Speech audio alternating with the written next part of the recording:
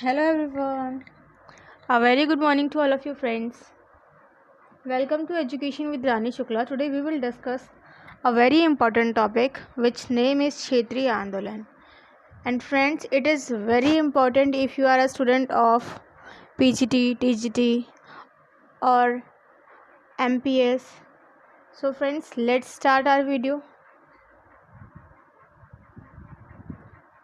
तो दोस्तों, अगर आप इसे देखोगे ना, MPSC 7 की बुक में लेसन 11 में शो कर रखा है ये टॉपिक।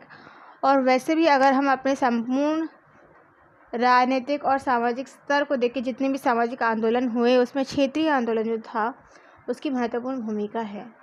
ठीक है, अब हम जानेंगे कि क्षेत्रीय आंदोलन क्या होते हैं, इसका अर्थ क्या है और ये क्यों किए जाते हैं। ठीक है, और इसमें राज्य की भूमिका क्या है। चलिए फ्रेंड्स, हम स्टार्ट करते हैं अपना टॉपिक। देखो, क्षेत्रीय आंदोलन आपको नाम से ही पता चल रहा है कि मतलब एक क्षेत्र विशेष के निवासियों के द्वारा किया जाता है ये। ठीक है, अगर आप देखोगे तो क्षेत्रीय आंदोलन नाम से पता चल रहा है आपको, क्षेत्रीय आंदोलन यानी कि जो क्षेत्र के लोगों के द्वारा किया जाता है ना आंदोलन, वो होता है क्षेत्रीय आंदोलन। ये क्या करते हैं, इनका मानना होता है कि इनकी जो भाषा है, ठीक है, इनका जो सामाजिक, इनका जो राजनीतिक, इनका जो आर्थिक स्तर है वो सर्वश्रेष्ठ है अन्यों के मुकाबले। ठीक है, ये अपनी एक अलग पहचान बनाना चाहते हैं क्योंकि इनको लगता है कि जो राज्य है वो इसका विकास उतनी अच्छी तरीके से नहीं कर पाएगा जितना ये अलग राज्य की जो मांग करते हैं ना, ये उसके तौर पर ये कर सकते हैं। ठीक है, तो अब हमने ये जाना कि भाई ये क्या है। ठीक है, कि क्षेत्र विशेष के निवासियों के द्वारा अपने देश के अन्य लोगों में श्रेष्ठ समझते हैं अपने आप को। ठीक है, इनको लगता है कि इनका जो धार्मिक है, आर्थिक है, सांस्कृतिक है या क्षेत्रीयता को प्राथमिकता प्रदान करने के लिए किया जाता है। ठीक है, अब हम जानेंगे कि ये मैंने पूरा PDF जो है ना इस पे ही बना रखा है कि ये सारी चीज़ें हम पढ़ेंगे कि क्षेत्रीय आंदोलन क्या है, इसकी अवधारणा क्या है। ठीक है, भारत में क्षेत्रीय आंदोलन को विशेष महत्व दे रखा है ना। फिर ये आंदोलन भारत में क्यों किए जाते हैं, तो देखो इसके बहुत सारे महत्वपूर्ण आधार हो सकते हैं। या तो ये भाषा के आधार पर किया जाता है ना, या फिर सरकार की नीतियाँ जो होती है उसके विरोध में किया जाता है। और भाषाई आधार जो होता है ना, उससे इसको क्या होता है, उससे इसको बल मिलता है। ठीक है,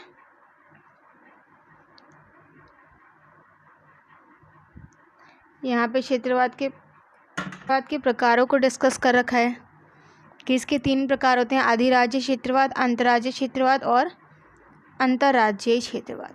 ठीक है, इसके बाद इसके विविध प्रतिमान हैं, वो क्या हैं ये भी हम डिस्कस करेंगे।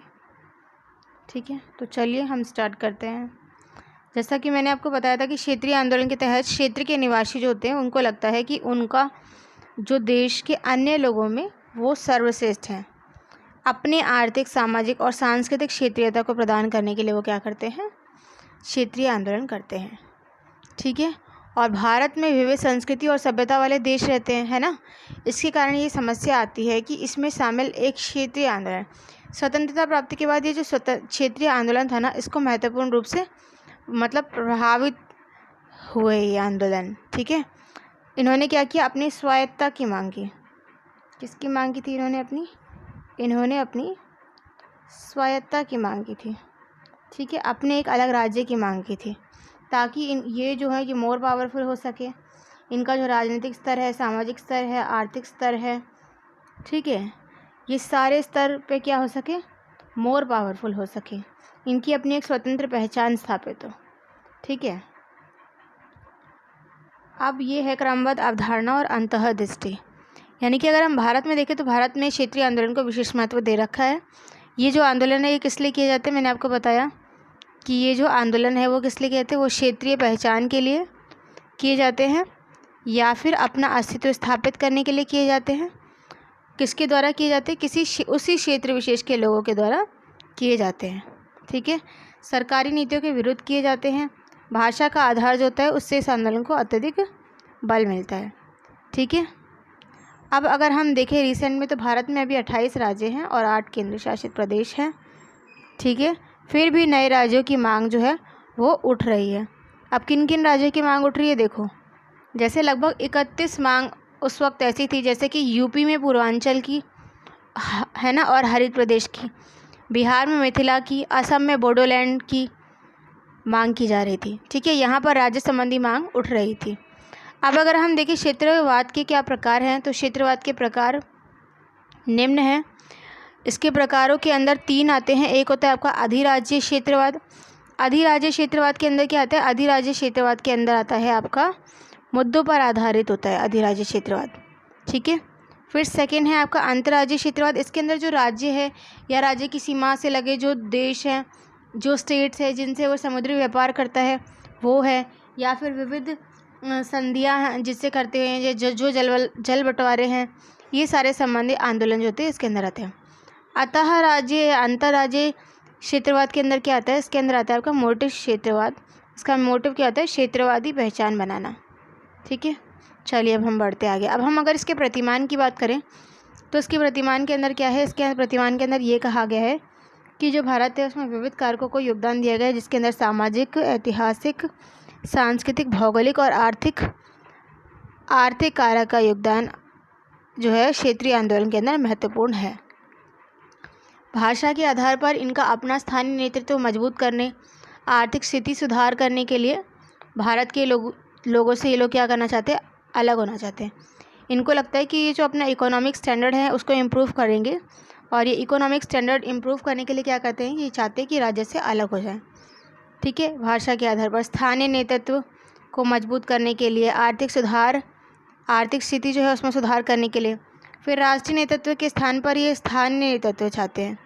ठीक है, ये चाहते हैं कि भाई इनका जो क्षेत्र है ना उसका प्रभुत्व हो, संपूर्ण राष्ट्र का नहीं। और ये क्या करते हैं, ये एक अलग राज्य की मांग करते हैं।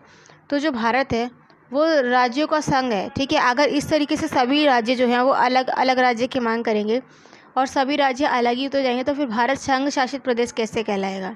ठीक है, तो इसीलिए एक अलग राज्य की मांग की जाती है इन लोगों के द्वारा, ताकि वह सांस्कृतिक, राजनीतिक और आर्थिक क्षेत्र कल्याण स्वयं कर सके, अपने राज्य का कल्याण जो है वो स्वयं कर सके। इन्हें लगता है कि राज्य की अपेक्षा ये लोग जो है वो अपना कल्याण, अपना विस्तार बहुत ज़्यादा अच्छी तरीके से कर सकते हैं। ठीक है, इतनी चीज़ें हमने पढ़ ली।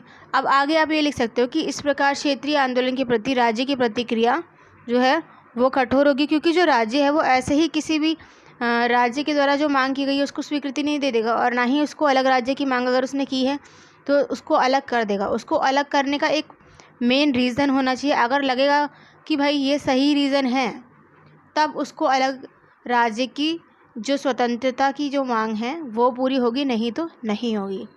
ठीक है, धार्मिकता के आधार पर क्षेत्रीय अलगाववादी मांग के विरुद्ध खड़ा हो जाएगा राज्य, और इसे वो कभी भी स्वीकार नहीं करेगा। ठीक है, क्षेत्रवादी मांग जो है इसको माना नहीं जा सकता, बल्कि इसकी जो पूरी शक्ति है, शक्ति से इसे दबा देना चाहिए। देखो, अगर क्षेत्रीय आंदोलन जो भी किए जा रहे हैं हर उसके द्वारा किए जा रहे हैं, तो अगर कोई विशेष मुद्दा है या अगर कोई मतलब रीज़न जो है वो सटीक है तो ही सिर्फ उसकी जो मांगे हैं उनको स्वीकार किया जाता है, ऐसे ही नहीं। अब इन सारी चीज़ों के बाद, इन सारी चीज़ों को पढ़ने के बाद आप ये निष्कर्ष निकाल सकते हो कि जो क्षेत्रीय आंदोलन है वो किसी क्षेत्र में अपनी पहचान बनाने के लिए किया जाता है उस क्षेत्र के निवासियों के द्वारा। इसमें राज्य जो होता है उसकी महत्वपूर्ण भूमिका होती है। राज्य जो होता है वो क्या करता है, अपने क्षेत्र के लिए अनेक विशेषाधिकारों की मांग करता है। स्वतंत्रता प्राप्ति के समय क्षेत्रीय आंदोलन जो था वो चपेट में रहा। ठीक है, और ये जो क्षेत्रीय आंदोलन है ये आज भी जारी है। विविध क्षेत्र के लोगों के द्वारा क्षेत्र आंदोलन जो है वो चलाए जाते हैं। ठीक है, अपना भौगोलिक, राजनीतिक और आर्थिक विकास करने हेतु ये लोग क्षेत्रीय आंदोलन की मांग करते हैं। ठीक है, और जो राज्य विकास की गति से पिछड़ जाते हैं वो अपने पिछड़ेपन को दूर करने के लिए केंद्र से अधिक स्वायत्तता चाहते हैं, इसके लिए ही वो आंदोलन करते हैं। ठीक है, जो क्षेत्रीय आंदोलन है इसका कारण क्या होता है, इसका कारण होता है कि केंद्र की नीति भी रही है ना। इसका एक कारण तो केंद्र की नीति रही है, या फिर ये सरकार की नीतियों के विरुद्ध चलाया जाता है। ठीक है, और जो केंद्र की नीति होती है वो राज्य के लिए एक समान नहीं होती है। ठीक है, जो राज्य आर्थिक रूप से पिछड़ गए होते हैं वो केंद्र सरकार को दोषी मानते हैं और अपना संपूर्ण आर्थिक और सांस्कृतिक विकास करने के लिए क्या करते हैं, अलग राज्य की मांग करते हैं, और इसी को क्षेत्रीय आंदोलन में मदद मिलती है। इसके द्वारा ही क्षेत्रीय आंदोलन जो होते हैं उनको प्रभावी रूप जो है वो मिलता है।